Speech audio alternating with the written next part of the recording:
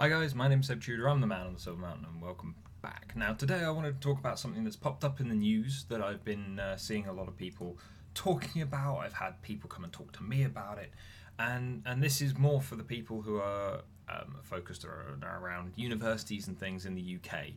And this is Toby Young, this controversial journalist, writer, performer, blah blah blah, list of things a mile long. And I'll get into who he is in a minute, but ultimately he was hired by the government as a kind of consulting role to work with their newly set up and properly established as of the 1st of January this year, Office for Students, which has taken a couple of different organisations, mashed them together, and also taken over some other bits and pieces as well, which we'll get into the responsibilities of that in a little bit. But first off, I wanted to have a chat about Toby Young himself, so we know who we're talking about here. So for the most part, this guy's been a journalist, from what I understand from his bio that I've got here. He's written a couple of written and performed in various plays and things like that. But then more prominently and more recently, he has written for various newspapers, and usually with quite a conservative bent.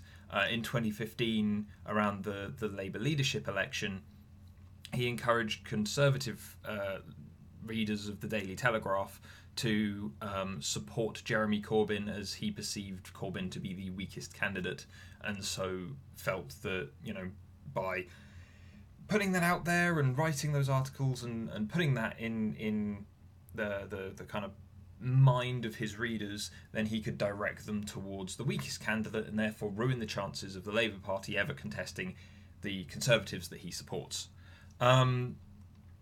Which I would definitely say that Toby Young is not the nicest of people. Let's put it this way.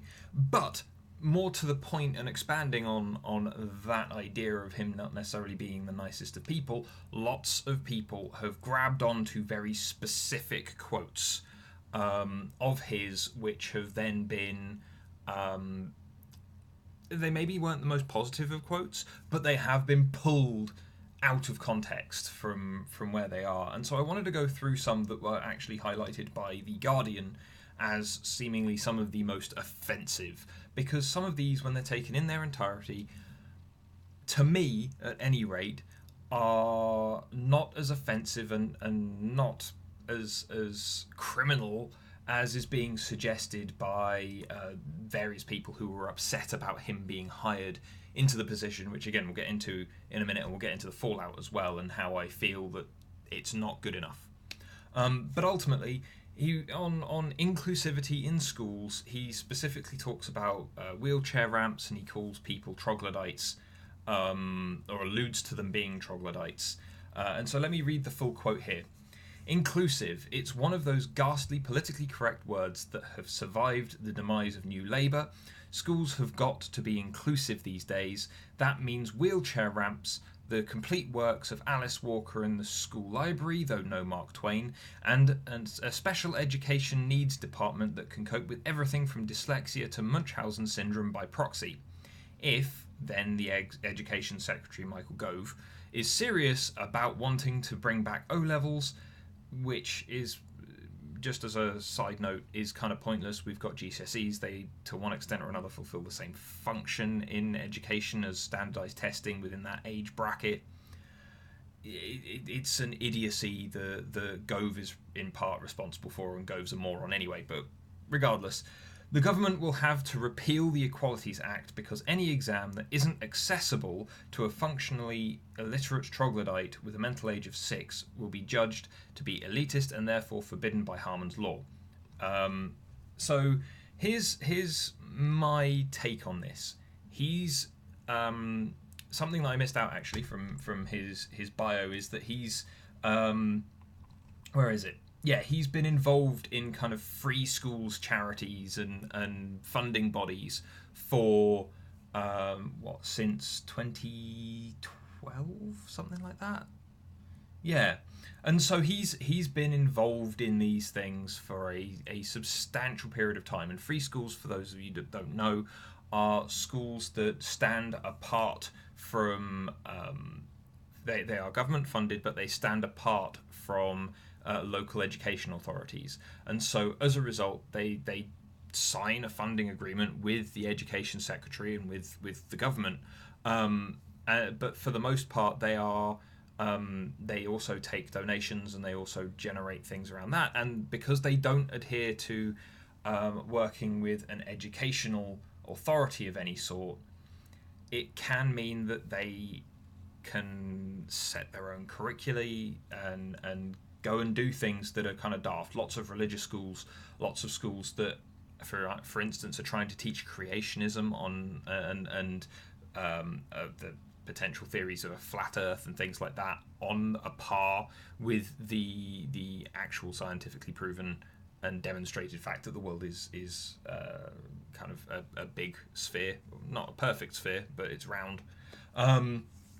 And stuff like that. These are the issues that are caused here. And in some instances, yeah, fine. I have no doubt that some of these schools are incredibly well funded and have pulled in teachers from all over the place, and it's more a fact that the parents want to have a more direct input in the school that they wouldn't otherwise necessarily be able to do. Unfortunately, by opening the door to those people who can put funds towards things and who want that extra element of control, it has also opened the door to crazy people, which is one of the reasons why I am not a particularly big fan of free schools and the academies things and all those stupid bits of kind of reorganisation in education that have already been passed and thrown through by Cameron and his cronies before all of this, and then has been kind of progressed and made worse by all of these people. But they have to be, as far as I'm aware, they aren't allowed to use things like testings for admission, like grammar schools are, because they aren't kind of particularly well supported by the government in any way other than funding. So the specifics of free schools, I'm sure you could Google it if you're interested. But that's one of the reasons why this guy has seemingly been brought into the Office for Students, and also why he's commenting on this. And I have a feeling that one of the reasons why he's commenting on this is less around the, I'm pissed off about the fact that they all have to do these things and have these things, in terms of a general thing. He's not attacking anyone in the world at large. He's pissed off at the fact that he, as a CEO, as a leader of one of these organisations, which, by the way, he went in going, it can't be too hard to do it, all these teachers complain too much, which I think is another quote that we'll deal with later. And then he gave up going, do you know what, it was more work than I thought it would be. So he's evidently got some ignorance and arrogance there as well. But in regards to this particular quote, he seems to be, which was a quote, by the way, from a column in a magazine. He's pointing out his schools and the things that he's dealing with probably won't need a wheelchair ramp, probably won't need a full SEN department, but they have to have them, and he's getting uppity about it. Entirely self-serving, particularly toxic way of putting it across, but at the same time there is an element of, well, yes, the fact that even small businesses have to have wheelchair access and things like that, when potentially there's absolutely no reason for it and there's no cause for them to expend for it when their client base is very specific and they know who their clients are. It's a different argument to have than the one that he seems to be picking here, but there you go. The next one was an essay from 2015 from an Australian publication called The Quadrant, where he calls it The Fall of Meritocracy. And there's an element of this that I agree with in terms of the titling. There is a fall of meritocracy. We aren't being focused on the right person for the right job in so many different places, in so many different ways. It's whoever can fill a quota. And we're seeing this in so many different places, and it is getting more problematic and more kind of toxic, as well as we'll see, as we have seen even from anyone that will raise this kind of area where you're talking about diversity hiring. We saw the mess with Google, which, by the way, I'm going to be making a video about later in the week, in one way or another. But ultimately, the quote that he gives is, "My proposal is this: once this technology, i.e. genetically engineered intelligence, people having their genetics enhanced to improve their overall potential for intelligence, becomes available, why not offer it free of charge to parents on low incomes with below average IQs? Provided there is sufficient take-up, it could help to address the problem of flatlining intergenerational social mobility and serve as a counterweight to the tendency for the meritocratic elite to become a hereditary elite. It may make all the difference when it comes to the long-term sustainability of advanced meritocratic societies." Now, I don't necessarily disagree with this. There's an element of transhumanist kind of openness to what he's saying here, because one of the elements of transhumanist focus, especially on the political front, is that all technologies that would help improve people's lives, improve their health, improve them generally, should be made available to everybody, so that you do not have the rich not becoming gods amongst men as they are able to improve themselves while no one else is. And so, yeah, to an extent, this doesn't sound like a bad thing, but the section that this quote comes from was under progressive eugenics, and people have picked up on the eugenics word and gone nuts over it. And whilst I feel that, yes, this is a bit, again, heavy-handed in the way that he's put this forward, it's not the worst idea. It allows for an element of balance with that transhumanist thing in mind. Now, in my personal opinion, this is like throwing it at the low-income individuals with supposedly below average IQs. Firstly, IQ means nothing. You can train yourself to become better at an IQ test. I know people who have high IQs. My family, for the most part, have high IQs, and yet I'm still doing this instead of living some kind of enriched life. And whilst I'm doing what I want to do and I'm doing what I enjoy, I didn't have an awful lot when I was a kid. I still don't have an awful lot, and there would be no kind of element of me being able to go, do you know what, I have had an easy ride of this. There has always been something that I have bumped into, and for the support that I have gained from family, from various organisations, I am incredibly thankful for that being there. And one of the reasons why I'm doing this YouTube channel, one of the reasons why I want to progress as a coach and reach more people, is because I want to give back. I want to help people, and so as a result, by doing this, after I have been helped, I want to help others. That isn't what I'm getting from what is being said here, though, where he's going, there are people who are complaining, but the place that I'm seeing is stagnating, and it's going from meritocratic elite, where the right person gets in for the right job and progress happens, which he seems to think is more of a conservative spin, which is odd to me. But he's seeing it become an hereditary elite, which is seemingly also upsetting to him, even though that is a more conservative thing. So his politics on this are a bit skewed, but at the same time, I can see what he's trying to get at, and it's only because the word eugenics has really been put in there that people are picking up on this and running off with it. When people, for instance, the Transhumanist Manifesto by Zoltan Istvan, during the presidential election in the United States, lots of people were praising for how it was focusing on openness and addressing some of these things and making sure that technologies and health and things like that were put before a lot of other things. So, let's see. But here's the one about teachers. He said in an interview, teachers complain a lot about how tough their job is, but the day begins in most schools at 9 o'clock, ends at 3:30 p.m. They have 6 weeks holiday during the summer, 2 weeks holiday at Easter and Christmas. Yes, they don't just work when they're at school, but even so, compared to a lot of other jobs, it's not that tough. Now, I've got teachers in my family. The first thing that I did after school was teach English as a modern foreign language for a little while. or as a second language. And I can say that compared to some jobs, I would agree, it is not as hard. But if you're thinking if you wanted to compare a 9 to 5 office job with a 9 till 3:30 teaching job, I'm sorry, the teaching job is far harder. You know, when I was doing deliveries and things, and I was having to shift hundreds of tons of stock at 5 a.m. in the morning over a week, then yeah, that was incredibly physically exhausting.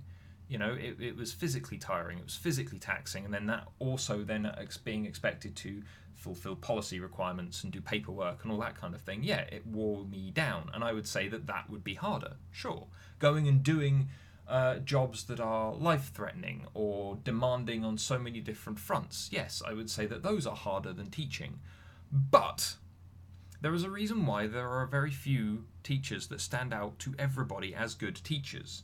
And that is because teaching is actually a really hard thing to do. And it's something that has bugged me for the longest time, because especially after teaching and going, do you know what, this isn't for me, but then still staying in training and HR and mentoring and coaching and developing people, like the standards for teachers are not high enough. The standards on things like professionalism, young people especially going into teaching because they've been in academia all their lives up until that point and do not see any other easy way to continue, and so they buy into teaching only to then find themselves miserable and not have their heart in it and get run down by it, is a huge problem. And so, you know, there are a lot of good teachers, there are a fair few mediocre teachers, but then there are absolute metric ton of terrible teachers out there, either because they are out of touch with their students, because they can't communicate to them effectively, because they aren't willing or able to update, because they are naive going in, because they are lacking in creative ability when it comes to addressing their subject matter with their classes. But to want to improve and to generate kind of this greater development is hard. To get teachers to work effectively and with people and so on and so forth is hard, because not only does it necessarily require them to do even more work than just the basic work that they are having to do in terms of teaching classes and marking work, as well as whatever other responsibilities they have, it also requires cultural shift, because we have had a cultural shift where at one point teacher says child has done something wrong, calls parents and teacher deal with child's behaviour potentially improves. Now, in a lot of instances, culture has shifted, so it is the other way around. The issue is, as I've experienced from within my family, even when it's the parents trying to work with the school and the school lambasting a child and hoping that the parents do the same, but also the parents trying to stick up for the kid, it causes confusion, it causes mayhem, and the only person that suffers is the child. And so the need for improvement here is a much bigger issue in education generally. So saying, with all of that said, in regards to how difficult it can be to be a good teacher, how difficult it can be to develop teachers generally, how difficult the relationships can be, the amount of work that's involved, and so on and so forth, this comment just is nonsense. And this is one of the reasons why he went in trying to run a school, found it was too much work, and left. He had to remove himself and get someone else in to do the job. You know, and so there's that. It's just a kind of straightforward, easy thing. Now, all of these comments that we've been looking at so far have been from fairly recently, the last 10 years or so. You know, in fact, possibly even the last 5 or so. But this one that's been picked out by The Guardian is older, and it's from a book he wrote in 1988. Firstly, completely different fucking time. That was the year that I was born, for God's sake. And he talks about the people being universally unattractive, and he calls the book was called The Oxford Myth, and he talks about it says working class, but he talks about students arriving at Oxford. And he goes, "It was as if the meritocratic fantasies of every 1960s educationalist had come true, and all Harold Wilson's children had been let in at the gate. Small, vaguely deformed undergraduates would scuttle across the quad as if carrying mobile homes on their backs, replete with acne and anoraks. They would peer up through the thick pebble glasses, pausing only to blow their noses." Now, there's a part of me that goes, firstly, the book was from a different time and doesn't really apply to anything. This seems to be a book written in regards to his personal experience. So if he's using vernacular that he was using at the time or whatever else, then that's again a different situation. I was when I've been in the car with Hannah over Christmas, we were listening to Stephen Fry's autobiography, and as read by Stephen Fry, and some of the words that he's using, some of the things that he's saying, some of the ways that he's describing people are using old terms, using terms that you wouldn't hear very often in the modern day, that in some cases would be potentially offensive if you just heard them thrown out of context. And this just seems like a non-issue to me. He's describing something in a creative way in a book he wrote about his experience. He's just sharing. Strike that from the record. All of the others, fine, there's something that we can pick at, but that one, no. And then he starts talking, and then the last comments that they've got here from the last few years where he's talking about women, and he's picking out how attractive they are, how big their boobs are, and stuff like that. And it's a case of, yeah, he's a crass and unpleasant individual. Unfortunately, that's not really a crime. And then on sexual harassment, he wrote in The Spectator, on sexual harassment: "After I'd made a couple more of these unsuccessful attempts at flirtatious banter, someone left a copy of Condé Nast's sexual harassment policy on my desk.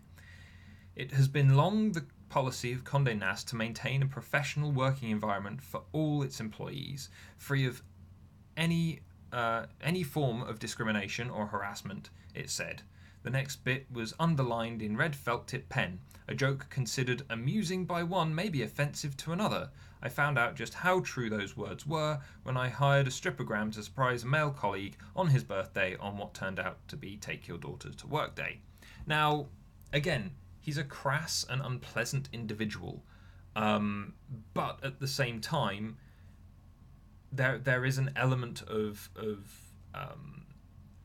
kind of words shouldn't be able to hurt you. So if he's telling crappy jokes, he should be ignored, put down, and it's only if he's using them in an aggressive, pointedly aggressive and harassing way, which again we've discussed in other videos has to be continuous, systematic, focused and methodical. If he's just throwing out bad off-color jokes and they're not just falling, they're falling flat, then he's just unpleasant. That doesn't mean that he's bad. And this was the point that I've raised with people when they've come to talk to me about his appointment for the Office of Students, because he was in a member. He was in a board membership position, and as a result, we had a lot of discussion where Theresa May even chimed in saying that she was relatively fine. She didn't agree with all of his comments, but he was fine for the post, seemingly because of his background in education. And the Office for Students, for those of you that don't know, has taken on the responsibilities of two other organisations: the Office for Fair Access, which ensures that higher education is accessible to as many people as possible and is fairly accessible as well, and then also the Higher Education Funding Council for England, who obviously put the money up for various universities and who are kind of the people who are responsible for charging students an obscene amount of money for education that isn't actually worth it considering the standards. But taking a look at this, they take on the responsibilities for funding, they take on the responsibilities for fairness and things, but then they also have a couple of other things tacked on as well, which also includes things like using a in the employment and administration of a teaching excellence framework, which there's no specifics on what that is here in this article, so I've not got a full write-up of that, but I would imagine it would just be a case of best practice. And as well as keeping the register of higher education providers up to date, so they know who's offering what, because they are allowed to take charge on granting the powers of a university to an establishment, and they are also have the ability to go, this qualification is now a degree. And so, they do that. But then the two things that also stand out, which are also the things that lots and lots of students, considering the current climate in universities and between the United States and the UK and a fair amount of the Western world as well, is that they take on the responsibility for things like prevent and other schemes around that, so to prevent harassment and negativity, and arguably to help provide safe spaces and support for those who actually need it. But then they are also there to ensure that things like freedom of speech laws are obtained, and with universities being government-funded institutions, that they allow full freedom of speech to within UK law to everyone, including controversial guest speakers, i.e. In no UK university should there be an instance of no platforming. And that's something that I can support in this, because I feel like there's, we've talked about speech and freedom of speech and things like that before. UK's freedom of speech is somewhat curtailed anyway, but again, it should be maintained. And now that there's a body that's actually taking that on in theory, on board and going to be actioning it, that's important. But obviously, it's called the Office for Students. It revolves around universities, and as with everything, that means that students' ears have pricked up and they have got upset about things. Many of them that I've talked to do not even know what the Office of Students or Office for Students even does in its entirety. They understand that it does a couple of things here and there, but they do not have the whole picture of what it does, and so as a result they didn't know why Toby Young had been brought in. All they knew was that they were annoyed about it.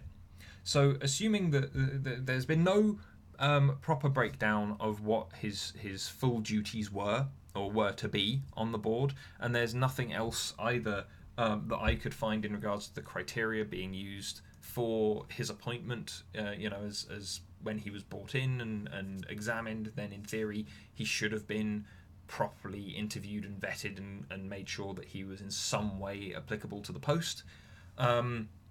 But none of those things have been made public at all, so we don't know why he was found to be kind of a good appointment, or why the Prime Minister was comfortable with his appointment, and why the university's minister defended him quite happily.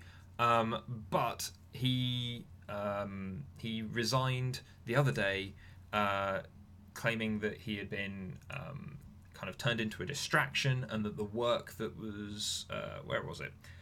His quote was, "My appointment has become a distraction from its vital work of broadening access to higher education and defending academic freedom." Now, I would agree, he has become a distraction, considering that universities, as I've talked about in other videos, education, as I've talked about in this and other videos, are all one of these things that need improvement, and they need to be made better. And lots of people have ideas on how to do this, but very few of them actually then look into those ideas, inform themselves, and then come back with best practice, or how to open it up to more people, or how you could change the culture to make these changes better for everybody. And how, of course, more so than anything else, how to benefit students more than benefit some corporation. And so, I would agree that this organisation has the potential to do that. Do I think it will? Probably not, considering who's running it, what it's part of, how the students have responded to it. I don't think it's going to do a damn thing beyond what it already has done. I wouldn't be surprised if actually in places it manages to somehow twist it around and do the reverse of what it is supposed to do. But it has potential. So as much as I'm being somewhat pessimistic, it could very well do the job that it is supposed to do. So here's hoping it does, and I'm proven wrong.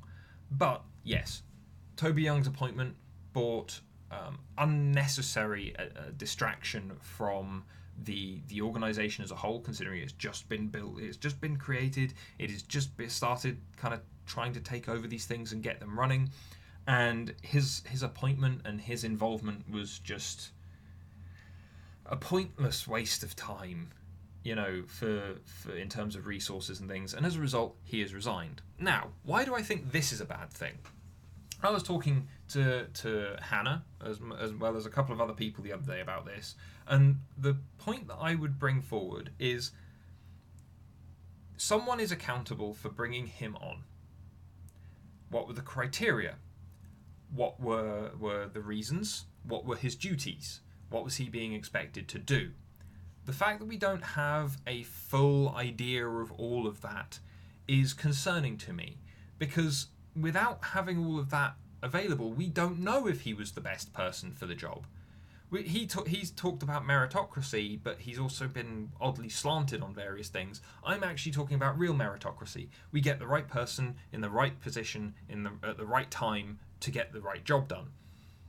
In which case, if he was there because he is a controversial speaker, because he is someone that has this background in free schools and education there, and so this is making sure that for instance, the Office of Fair Access responsibilities for allowing as many people into university as can be on fair footing, then if he's looking at it from the free schools perspective and he was there to consult on that, considering he has been involved in 2 or 3, I think it is, free school organisations, then he may very well have been the right person for the right job at the right time. But now, due to the media circus around it, the uproar, the picking out of random quotes, some of which, yes, were unpleasant, but were not necessarily as damning as people were making out to be. It's firstly, it speaks to me of the backlash speaks to me of the horribly disproportionate left lean in universities that are, in theory, for everybody, and the lack of professionalism and the lack of balance that has been displayed is disturbing, considering that universities are halls of ideas, and they are places for discussion and discourse and learning.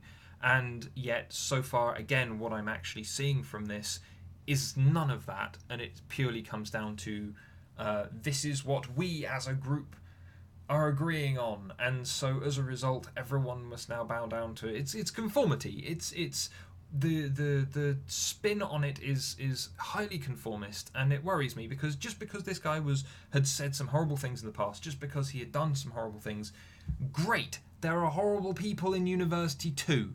There are horrible extremists on the left and on the right, and they ruin everything for everybody. We have seen this time and time and time again in various different times, in various different places around the world. So guess what? This guy didn't break any laws with his comments or with what he was doing. He was just unpleasant. In which case, leave him in the damn job so that he can then weaken his case, build the case for you, and then you can see how things go. That's the way that it should work.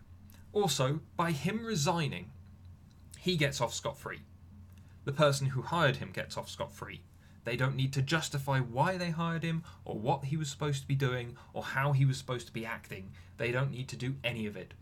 Everybody moves out of this situation completely scot-free, completely without issue, and so no one is held to be accountable for it rather, and no one is there or no one is able rather to take a look at who is there and go over what's happening. Where someone has just been driven out of this position that is supposed to be part of this organisation that prevents bullying, prevents people from having their freedom of speech removed, prevents people from being removed without cause. You know, fair access to this organisation and the things that it will be providing overall through university services. I don't like Toby Young by any stretch. His comments are crass, poorly put, blunt and vulgar, and yet I don't see any reason for him either being told that, you know, maybe if you resigned it would be easier, or for him to go, I'm resigning because of all of this. And also, I don't see the point of all of this. He's not even done anything yet. Half of this upset was from before the organisation was properly established and started running, and yet it all kicked off. It makes no sense to me, but I want people who are watching this video, I want you guys to pay attention to this, because there are ways to improve universities. There are ways to improve education as a whole. Just because you don't like a person, just because they say nasty or stupid stuff all the time, all the more reason to have them on board. They will prove your arguments right for you. If he stands up and go one of these board meetings where they are discussing the way forward for various bits and pieces, keeping in mind that there are students and there are other training professionals and people from higher education policy study centres and things like that on this board of directors, on this leadership board. There's, you know, if he continues bringing up these points that are poorly made, that are crass, that are negative, he's only going to end up being pushed down, proving other people right, being left out in the cold, and everyone else is going to be able to progress from that.